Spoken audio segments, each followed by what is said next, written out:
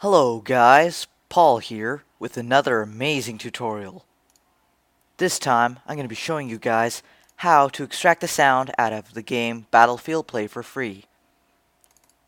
What you do is you go into your program files wherever it's installed.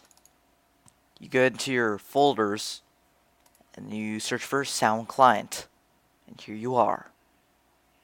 And over here should be everything you need.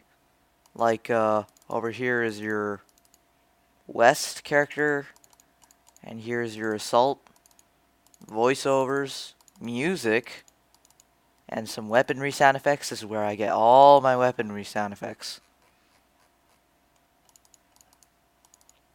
Yeah, pretty much that's all about it.